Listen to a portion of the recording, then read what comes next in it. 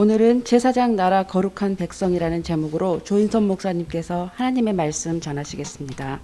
우리 하나님의 은혜와 평강이 성도님들 가정에 충만하시길 바랍니다. 출애굽기 19장은 이스라엘 백성이 시내산에서 하나님과 맺은 언약식에 대해서 말씀하고 있습니다. 언약식이라고 하는 것은 이스라엘 백성들이 하나님의 백성이 되는 예식입니다. 이스라엘 백성들은 애굽을 떠날 때 이미 하나님의 백성이 되었어요. 이미 되었습니다.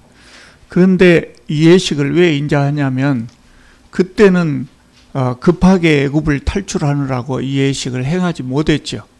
그래서 이제 안정이 되고 그래서 시내산에서 그 언약식을 거행하려고 하는 것입니다.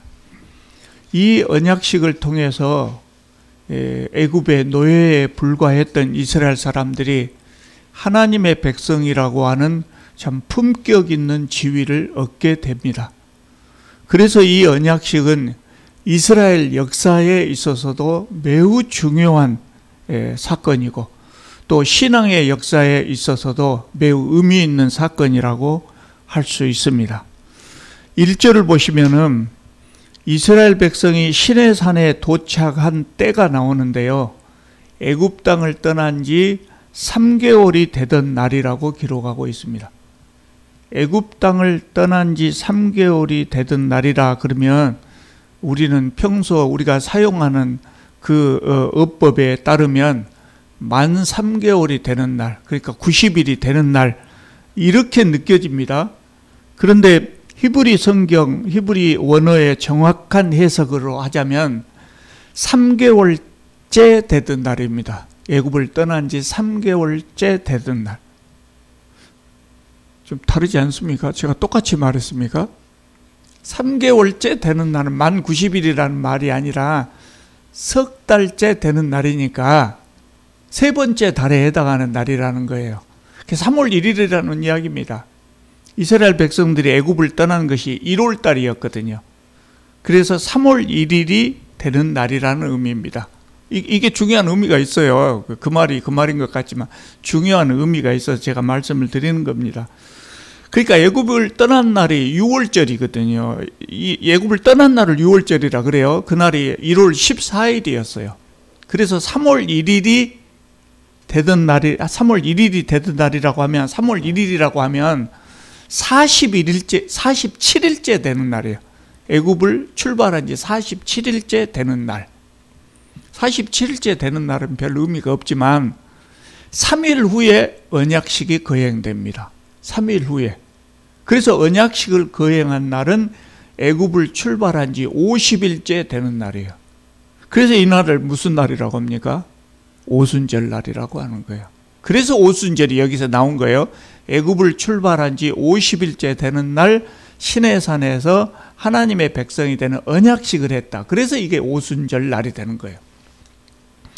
그러면 이스라엘 사람들에게 중요한 날이지만 우리에게는 그렇게 와닿는 중요한 날로 와닿지 않아요. 근데 신약 성경의 신약 시대에 바로 이 똑같은 이날 신약 시대에 중요한 역사가 이루어져요. 역사적인 사건이 발생해요. 그것이 뭐냐면 사도행전 2장에 보면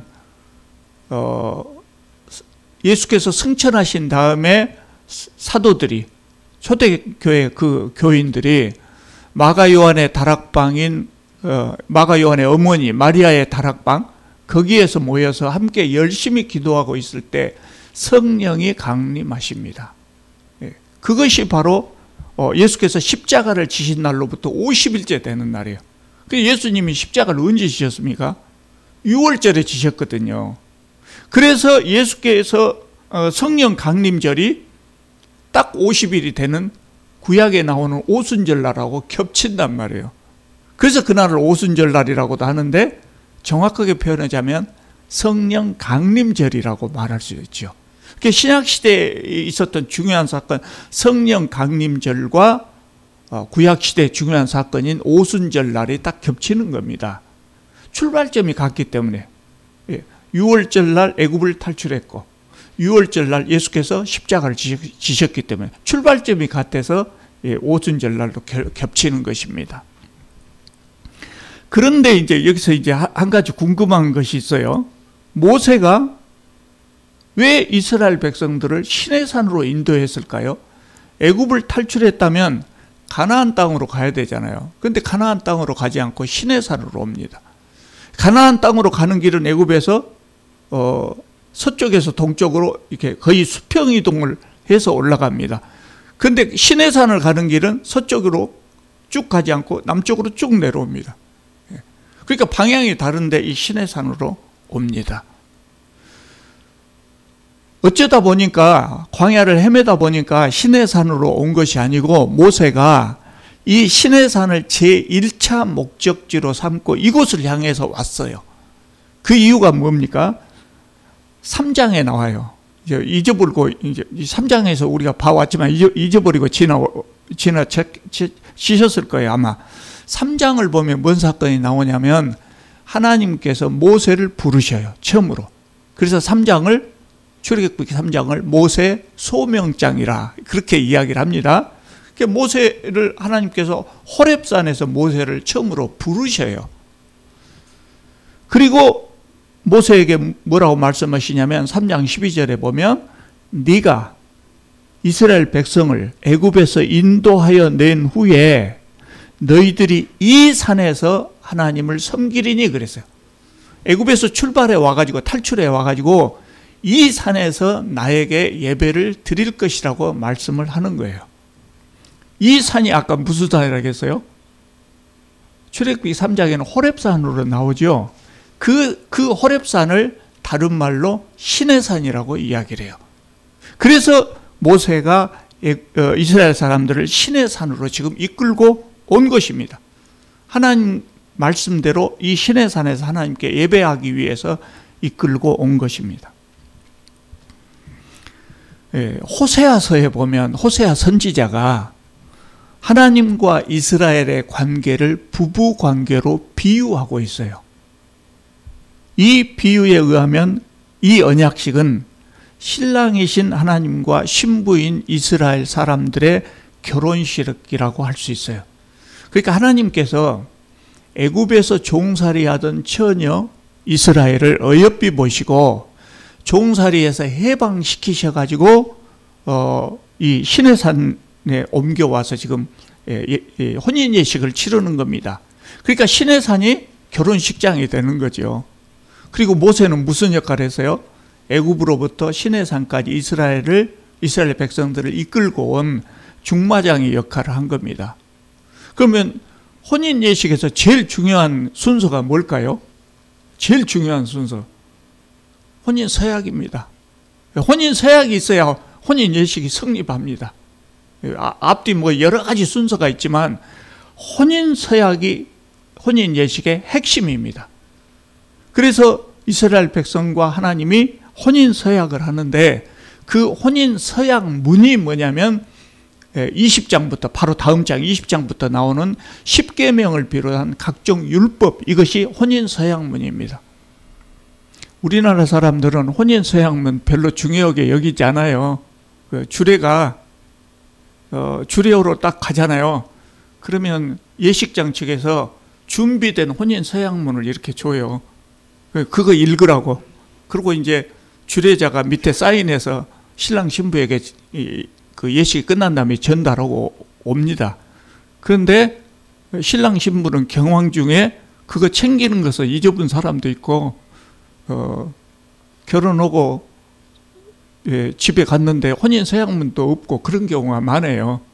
너무 이거 별로 중요하게 생각을 안 하는 것 같아요. 그래서 저는 주례를 할 때 신랑 신부가 주례가 혼인 서약문을 읽으면 신랑 신부가 예 그렇게 대답을 하잖아요. 그런데 그것이 너무 간단해서 저는 주례를 할 때 신랑 신부에게 이걸 직접 다 읽도록 해요. 그래야 조금이라도 머릿속에 남으라고.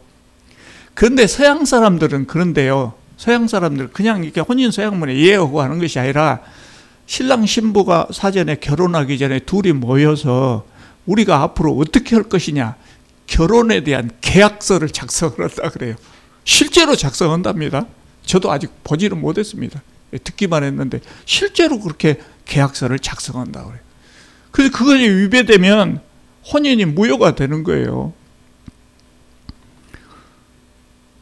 그 혼인 서약문이 바로 하나님과 이스라엘 백성들의 혼인 서약문이 예라고 대답만 할 수 있는 정도가 아니라 20장부터 24장까지 길게 연속되는 각종 율법인 것입니다. 하나님께서 이스라엘 사람들을 광야로 부르셔서 광야에서 이 언약식을 행했습니다. 의미가 있는 것 같아요. 왜 의미가 있냐면 광야는 사람이 살기가 어렵잖아요. 살아남기가 어려워요. 전문가가 아니면 광야에 그냥 놔두고 광야를 건너가라면 대부분 그 안에서 죽을 겁니다. 물이 없고 양식도 없고. 기후가 얼마나 험합니까? 낮에는 사람이 살 수 없을 정도로 덥고 뜨겁고 밤에는 춥고. 그래서 그곳에 가면 하나님을 부를 수밖에 없다. 그곳에 가면 하나님을 안 믿은 사람이라고 할지라도, 종교가 없는 사람이라고 할지라도 누군가 신에 의지하게 되는 것이죠. 대부분의 사람들이 광야 같은 삶 속에서 하나님을 만납니다. 배부르고 등 따뜻할 때는 하나님을 별로 찾지 않아요. 그런데 춥고 배고프고 또 인생이 고달프고 그럴 때는 하나님을 찾습니다. 누구에게도 의지할 곳이 없고 아무런 희망도 없을 때 마지막으로 우리는 하나님을 찾습니다. 그래서 광야에서 하나님께서 이스라엘 백성들을 광야로 부르셔서 이 언약식을 하신 것 같아요. 이스라엘 백성들이 광야에서 하나님의 백성이 되었다고 하는 것은 천한 신분의 처녀가 왕비가 된 것과 같은 신분이 변하는 엄청난 사건이었어요. 그러니까 이스라엘 사람들에게는 매우 영광스러운 그런 날로 기억될 사건이죠. 우리 기독교인들도 마찬가지거든요. 우리 기독교인들도 이스라엘 사람들과 하나님의 그 혼인 비유 관계가 우리에게도 성립한다고요. 그래서 요한계시록에 그거에 나오죠. 신약 시대의 성도들을 그 어린 양의 신부라고 요한계시록은 표현하고 있어요. 예수님의 신부라는 것이죠. 그렇게 비유하고 있습니다. 본문 말씀을 보면 모세가 시내산에 도착하자마자 하나님을 뵙기 위해서 산 위로 올라갑니다. 그러니까 하나님께서 모세에게 뭐라고 말씀하냐면 3, 4절에 보면 세 가지 사실을 이스라엘 사람들에게 먼저 전하라 그럽니다. 세 가지 사실이 뭐냐면 첫째로 하나님께서 애굽 사람들에게 행하신 일, 애굽 사람들에게 어떻게 행했습니까? 10가지 재앙을 내리시고 또 이스라엘을 해방시키시기 위해서 홍해 바다를 가르시고 이런 것들입니다. 두 번째로는 이스라엘 사람들을 독수리의 날개로 업은 일에 대해서 이야기하라 그랬어요. 독수리가 실제로 그 새끼들을 날개로 받은답니다. 그것 안전하게 그렇게 받는 것처럼 하나님께서 모든 것이 부족한 광야에서 다양한 방법으로 이스라엘 백성들을 인도하셨다.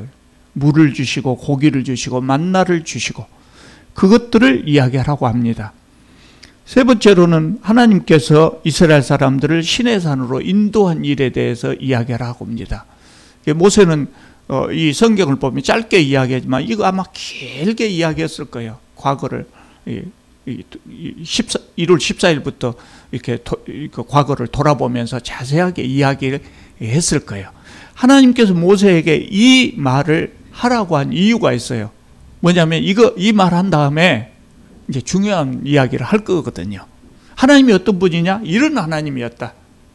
그런 다음에 이제 언약을 하려고 하는 겁니다. 그것이 우리가 함께 읽었던 5절, 6절에 나옵니다. 굉장히 중요한 말씀이기 때문에 우리도 이 말씀을 꼭 기억하고 있어야 합니다. 5절 한번 보겠습니다.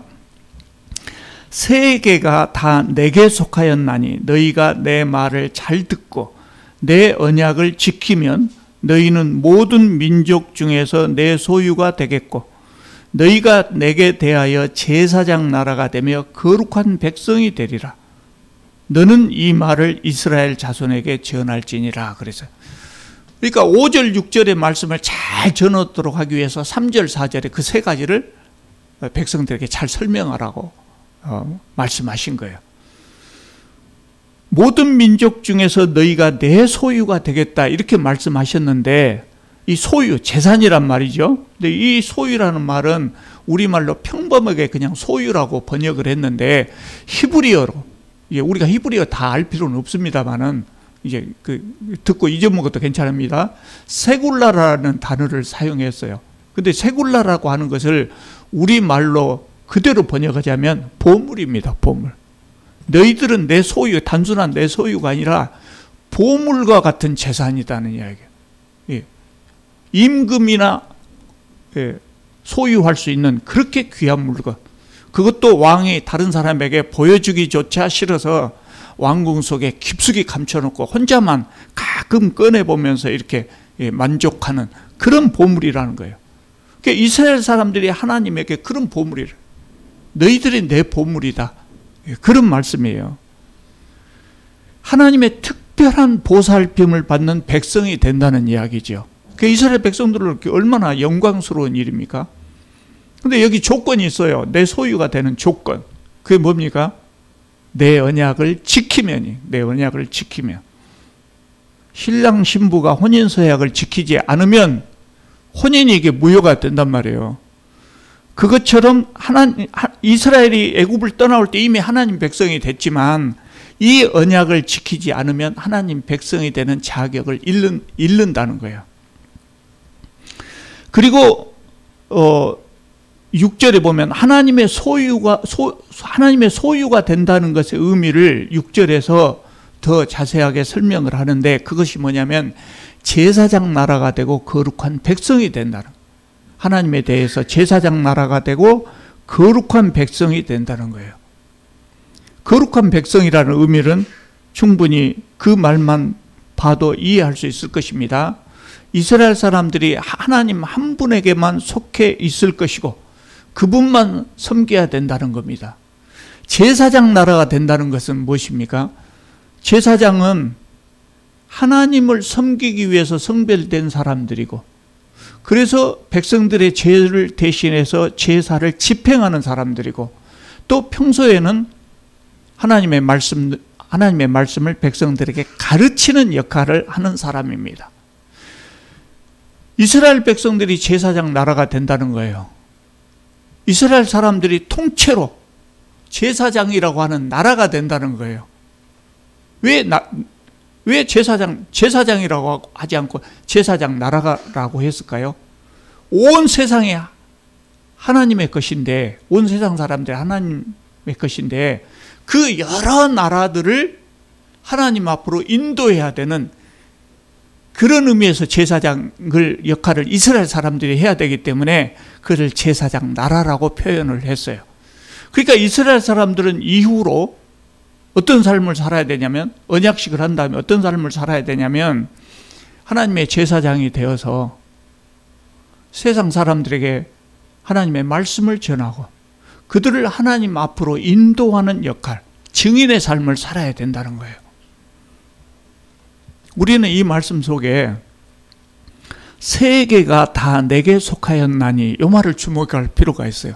세계가 다 내게 속하였나니. 이 말은 이스라엘 사람들은 이 말을 집중하지 않은 것 같아요. 그냥 흘려 들어본 것 같아요. 우리가 책을 읽거나 누구의 말을 들어도 다 귀담아 듣지 않아요. 대부분의 사람이 그러거든요. 내게 잘 들리는 말이 있고 안 들리는 말이 있어요. 이 말은 똑똑히 안 들어버리는 것 같아요. 이 말은 이스라엘 사람만이 하나님의 백성이 될 수 있는 것이 아니고 세상의 모든 사람들이 다 하나님의 백성이 될 수 있다는 이야기예요. 하나님은 이스라엘 사람들에게만 관심이 있는 것이 아니라 세상 만민에게 관심이 있다는 거예요. 그 세상 만민에게 관심이 있기 때문에 이스라엘 사람들을 먼저 선택하셨다는 거예요. 그리고 너희들이 그 일을 하라는 거예요. 그래서 그 언약식을 거행하려는 겁니다. 그 언약식이 끝난 다음에 이스라엘 사람들은 세상 속에 하나님의 증인이 되어서 하나님을 알리고 그들도 하나님의 백성이 되게 하여야 합니다. 근데 이스라엘 사람들은 이 말씀, 세계가 다 내게 속하였나니, 요 구절을 소홀히 한 것 같아요. 왜 그 말씀을 드리냐면, 이스라엘 사람들은 유별나게 선민의식에 젖어 있었어요. 우리만 하나님이 선택하셨다. 앞에 세상 모든 사람들이 하나님의 백성이 될 수 있다고 하는 것은 마음에 두지 않은 것 같아요. 우리만 선민이다 이렇게 생각해요. 중국 사람들이 과거에 그랬잖아요. 중국이 세상의 중심이고 우리만이 제대로 된 사람들이고 주변의 다른 사람들은 전부 오랑캐라 그랬잖아요. 이스라엘 사람들도 그런 생각을 가졌어요.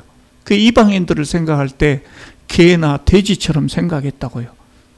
그러니까 당연히 이방인들에게 복음을 전하려고 하는 노력을 하지 않았어요. 오늘 본문 보면 이 행동이 얼마나 잘못된 것인가를 보여주고 있죠. 하나님께서는 세계 만민을 사랑하시고 그들을 하나님의 백성으로 만들기 위해서 그래서 이스라엘 사람들을 선택하시고 이스라엘 사람들에게 제사장의 역할을 하게 했단 말이에요. 그런데 안타깝게도 이스라엘 사람들은 자신들만 선민이라고 생각하고 세상 사람들에게 복음을 전하려고 하는 노력을 하지 않았어요. 그래서 그 결과로 어떻게 되냐면 예수께서 오실 때까지 복음이 이스라엘 밖으로 한 발짝도 나가지 못하고 복음이 그 가나안 땅에만 갇혀 있었단 말이죠. 그래서 예수께서 새로운 이스라엘을 선택하셨습니다. 새로운 이스라엘이 누굽니까? 하나님을 믿는 우리 모두를 영적으로 이스라엘 백성으로 그렇게 비유를 합니다. 그러면 이 본문 말씀에 의하면 오늘 우리가 모두 다 제사장 역할을 해야 한다는 의미입니다. 하나님께서 세계 만민을 구원하시기 위해서 우리를 먼저 부르셨습니다. 그리고 우리에게 제사장 나라 거룩한 백성, 하나님의 백성이 되라고 말씀하시는 거예요. 우리가 그 역할을 해야 되는 것이죠. 교회 안에서는 목사가 따로 있어요. 제가 목사이고 여러분들은 성도님들이지만 교회 밖으로 나가면 우리 모두가 세상 사람들에 대해서 목사 역할을 해야 된다는 거예요. 제사장 나라가 돼야 된다는 것은 그런 의미예요. 그래서 제가 주보에다가 그렇게 적었어요. 주보에 보면 목회자, 목회자. 보통 교회는 목회자 그러면 목사나 전도사 이렇게 이름을 써놓습니다만은 거기에 모든 성도들이라고 제가 써놨어요. 모든 성도들이 제사장이 되고 목회자가 돼서 세계 만민을 구원하는 일에 우리가 참여해야 된다는 거예요. 그래서 오늘 이 말씀 출애굽기 19장 5절 6절 말씀이 중요한 말씀이에요. 사도 베드로가 베드로전서 2장 9절에 이 말씀을 신약시대의 말씀으로 바꿔서 참 실감나게 잘 표현을 했는데요. 뭐라고 표현했냐면 너희는 택하신 족속이요 왕같은 제사장들이요 거룩한 나라요 그의 소유된 백성이니 그랬어요. 같은 말이죠. 이렇게 하나님께서 이렇게 너희들을 이렇게 선택하신 이유가 있다. 그 이유를 설명하는데 그 이유를 어떻게 설명하냐면 너희를 어두운 데서 불러내어 그의 기이한 빛에 들어가게 하신 이의 아름다운 덕을 선포하게 하려 하심이라. 세상 사람들에게 하나님을 전하도록 하게 했다는 것이에요. 그래서 오늘 우리가 다 제사장들입니다. 그 역할을 하기 위해서 우리는 부름받은 사람들이에요. 그래서 초대교회에서는 성도들을 향해서 말할 때 뭐라고 했냐면 증인들이라고 그랬어요. 예수 그리스도의 증인들. 모세는 시내산에서 하나님을 만났어요. 그리고 오늘 우리가 함께 읽은 1장에서 6장까지 말씀을 받은 다음에 그 모든 말씀을 장로들에게 가서 전했어요. 그러니까 장로들이 또 이 말씀을 백성들에게 전달을 했어요. 백성들이 굉장히 많은데 그 백성들을 한꺼번에 모아놓고 모세가 그 앞에서 연설을 할 수가 없잖아요. 마이크도 없는 시절이라. 그래서 장로들을 통해서 백성들에게 전달한 겁니다. 그랬더니 백성들이 이 말씀을 듣고 우리가 여호와께서 명령하신 대로 다 행하리이다. 그렇게 응답을 했어요. 우리가 제사장 나라 거룩한 백성이 되겠다. 이런 응답이죠. 그래서 모세가 다시 하나님을 뵙고 백성들의 이 응답을 전했습니다. 그러니까 하나님께서 9절을 보시면 3일 후에 내가 빽빽한 구름 가운데 임하겠다 이렇게 말씀하셨어요. 그래서 3일 후에 언약식이 거행되는 겁니다. 여러분, 지금은 오늘 본문에 나오는 것처럼 한 나라, 한 민족이 한꺼번에 하나님의 백성이 되지는 않아요. 지금은 어떻게 합니까? 개인적으로 하나님 앞에 서야가고 하나님의 백성이 됩니다. 그리고 교회에서는 그 예식을 합니다. 내가 하나님의 백성이 되겠다고 하면 한 사람 한 사람 그 예식을 행합니다. 그 예식이 뭡니까? 세례식입니다. 그 예식이 바로 세례식입니다. 하나님 백성이 되는 예식입니다. 그래서 이스라엘 백성들은 3일 후에 하나님을 만나기 위해서 이 19장을 쭉 읽어보면 많은 준비를 합니다. 몸과 마음을 깨끗하게 하고 또 절제하고, 마치 첫날 밤 신부가 신랑을 만나기 위해서 준비하듯이 그렇게 정결하고 단정하게 설레는 마음으로 예식을 준비하고 3일 후에 언약식을 맺었습니다. 그리고 이 예식으로 인해서 이스라엘 백성들의 하나님의 거룩한 신부가 되고 제사장 나라 거룩한 백성이 된 것입니다. 그래서 이 예식은 인류 역사상 처음으로 하나님 나라가 시작되는 그 예식이기 때문에 굉장히 중요한 예식이었던 것입니다. 여러분, 지금부터 3500년 전에 하나님께서 이스라엘 백성들을 부르시고 그들을 제사장 나라 거룩한 백성으로 삼으셨어요. 그런데 바로 그 하나님께서 오늘 우리 시대에 우리를 부르시고 우리로 하여금 제사장 나라 거룩한 백성이 되게 하셨어요. 이게 얼마나 명예롭고 영광스러운 일입니까? 그러면 이제 우리에게 남은 일이 있죠. 그래서 우리는 하나님의 거룩한 제사장으로 세계 만민을 구원하는 일에 우리가 모두 동참할 수 있기를 바랍니다. 기도드리겠습니다. 거룩하신 우리 하나님, 허물 많고 죄 많은 저희들을 불러주시고 거룩한 제사장으로 세워주셔서 감사합니다. 저희들이 이 직분을 잘 감당하게 하여 주시옵소서. 세상 사람들의 죄를 위하여 늘 중보기도 하며 하나님을 모르는 사람들에게 복음을 잘 전하게 하여 주시옵소서. 예수님의 이름으로 기도드립니다. 아멘.